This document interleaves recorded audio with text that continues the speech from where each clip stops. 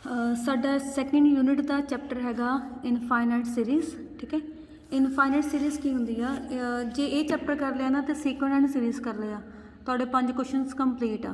जे तुसीं कल्ला infinite series कर लोगे तो भी तुहाडे 3 क्वेश्चनस कंप्लीट हैगे आ। ये चैप्टर हैगा ईजी आ, बस ये अलग अलग मैथड आ, तां करके थोड़ा टॉपिक मिक्स हो जाता। ठीक है, सो बस रिवीजन करोगे तो ये कोई प्रॉब्लम नहीं आनी। सो इनफाइनाइट सीरीज़ की होंदी आ, if an is a sequence of real numbers, then the expression a1 plus a2 plus up to so on an plus up to so on summation an varies from 1 to infinity is called an infinite series, and an is called the nth term or general term of the series. So की हैगा infinite series का एक sequence तो बनती है। जे साढ़े कोई sequence हैगी आ, सारी सीक्वेंस उसे प्लस करके लिख दीए तो की बन जानी है इनफाइनाइट सीरीज़। ठीक है, जिदा सीक्वेंस ए एन हैगी आ, सीक्वेंस ए एन की होनी ये होनी आ A1 A2 A3 A4 इदा करके होएगी। तो जे यही मैं सारे विच प्लस का साइन पा दा, ठीक है, तो ये की बन जानी है, ये बन जानी है इनफाइनाइट सीरीज़। सीरीज़ मीनस प्लस करना, इनफाइनाइट क्योंकि ये इनफिनिटी तक जानी आ, तां करके इहनूं बोलदे आपां इनफाइनाइट सीरीज़। ठीक है, तो जिहड़ा AN होएगा वो होनी है जी general term. General term means nth term, nth term, nth term की होएगी जनरल टर्म हो जानी है। ठीक है, पार्शियल सम नैक्सट डेफिनेशन हैगी आ पार्शियल सम। सो पार्शियल सम की होंदे आ, let series AN be an infinite series. साढ़े कोल AN कोई इनफाइनाइट सीरीज़ दित्ती आ।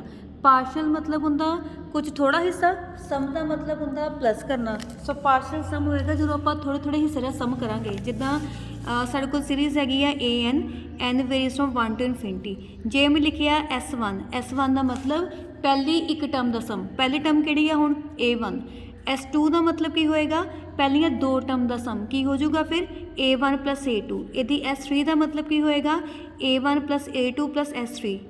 S4 का मतलब A1 plus A2 plus A3 plus A4। यदि सो ऑन SN का मतलब की होना ये होएगा पहलियां N टर्म का सम। ठीक है, पहलियां N टर्म का सम इत्थे तक। ठीक है, सो पार्शियल सम साढ़े कोल हो गया SN, स्मॉल SN मैं कैपिटल लिख दिता सी, कोई इन्ना प्रॉब्लम नहीं हैगी उस चीज़ से। सो SN की होएगी 1 तो लैके N तक का सम, मतलब summation 1 varies from 1 to N A K का सम लगाना आपां N तक, इनू बोलते हैं आपां it's called nth partial sum of the series AN। ठीक है, behaviour of an infinite series मतलब एक इनफाइनाइट सीरीज़ का की चीज़ हो सकती है इनफाइनाइट सीरीज़ से। ठीक है, so N1 to infinity AN be an infinite series, a infinite series हैगी आ।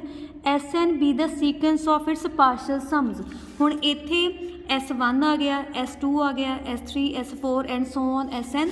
जे इदी मैं सीक्वेंस लिखा S1 S2 S3 and so on SN so on, ये की बन गई एक सीक्वेंस बन गई साढ़े कोल। ठीक है, एक किहड़ी सीक्वेंस होगी, सीक्वेंस ऑफ पार्शियल सम्स बोलते हैं, सीक्वेंस ऑफ पार्शियल सम्स। ठीक है, पार्शियल सम्स, हाँ जी। So then the series sequence then the series summation AN n varies from 1 to infinity is said to converge, diverge or oscillate according as the sequence SN of its partial sums converge, diverge or oscillate. मतलब एक series का behaviour depend करता ਉਹਦੇ partial sums से। ठीक है, जे तो partial sums convergent हो गए दैन सीरीज़ भी की होनी है कन्वर्जेंट होनी है। जे पार्शियल सम डाइवर्ज करोगे सीरीज़ भी की करूगी डाइवर्ज करूगी। जे पार्शियल सम की सीक्वेंस ऑसिलेट करूगी तो सीरीज़ भी की करूगी ऑसिलेट ही करूगी। ठीक है, ना ही कन्वर्जेंट होनी ना ही डाइवर्जेंट होनी है। ठीक है, if SN converges to S, जे पार्शियल सम की सीक्वेंस S ਨੂੰ कन्वर्ज करे, ਇਹਦਾ S ਨੂੰ ਕੀ बोलते हैं ਅਸੀਂ, then S is called sum of series. ਇਹਦਾ मतलब ਇਹਨੂੰ ਅਸੀਂ सम ऑफ सीरीज़ बोल ਦਿੰਦੇ ਆ। ਤੇ ਸਾਰੀ ਸਾਰੀ सीरीज़ ਜਿਹੜੀ ਹੈਗੀ ਆ ਉਹ ਵੀ S ਨੂੰ ਹੀ ਕਨਵਰਜ ਕਰੇਗੀ। ਉਹ ਕਿਹੜੇ ਬਰਾਬਰ ਹੋਣੀ ਆ, S ਦੇ ਬਰਾਬਰ ਹੋ ਜਾਣੀ ਆ। ਇੱਥੇ SN है ना, ਜਦੋਂ मैं कन्वर्ज की गल करती पई ਇਹਦਾ मतलब N ਤੇ मैं की लगाऊंगी N टेन टू इनफिनिटी हो गया। तो सम जे इत्थे यही सम कितों चल जाना, 1 तो लैके इनफिनिटी तक का हो जाऊगा। सारा सारा सम किहड़े बराबर हो गया, S के बराबर हो गया। ठीक है, सो ये सीगा साडा बेस कि सीरीज़ इनफाइनाइट सीरीज़ हुंदी की आ, उन्होंने आपां डिफाइन किद्दां करना, असीं उन्होंने असीं डिफाइन करना हैगा सीक्वेंस ऑफ पार्शियल सम्स से। ठीक है, हुण अगे एग्जाम्पल देख लैंदे आ, जिद्दां ਕੰਸੀਡਰ ਦ ਜਿਓਮੈਟ੍ਰਿਕ ਸੀਰੀਜ਼ 1/2 + 1/2 ਸਕੁਅਰ + 1/3 ਸਕੁਅਰ। ਇਹ ਤੁਸੀਂ ਕੀਤਾ ਹੋਇਆ ਟੌਪਿਕ ਸਾਰਾ, ਠੀਕ ਹੈ, ਅਪ ਟੂ ਇਨਫਿਨਿਟੀ। ਅਸੀਂ ਪਹਿਲਾਂ ਕੀ ਲੈਣਾ ਐਸ ਐਨ ਕੀ ਲਵਾਂਗੇ n ਟਰਮਸ ਤੱਕ ਦਾ ਸਮ, ਮਤਲਬ 1/2 + 1/2 square + 1/2 cube up to so on 1/2n। ਤੇ ਫਾਰਮੂਲਾ ਕੀ ਹੁੰਦਾ ਸੀ?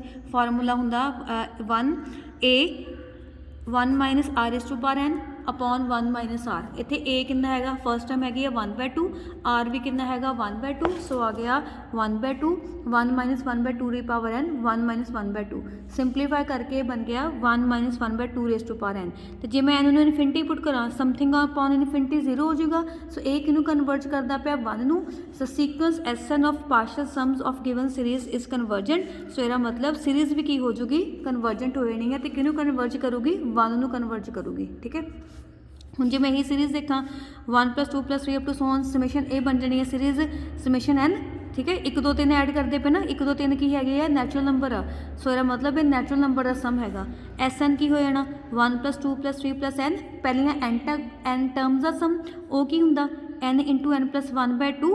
ਜੇ ਮੈਂ ਇੱਥੇ ਇਨਫਿਨਿਟੀ ਲਗਾਈ, ਇਹ ਕਿਹਨੂੰ ਜਾਊਗਾ? ਇਨਫਿਨਿਟੀ ਨੂੰ। ਇਹ ਡਾਇਵਰਜ ਕਰਦਾ ਪਿਆ, ਇਹਦਾ ਮਤਲਬ ਇਹ ਸੀਰੀਜ਼ ਵੀ ਕੀ ਕਰਨੀ ਆ? ਡਾਇਵਰਜ ਕਰਦੀ ਆ, ਠੀਕ ਹੈ।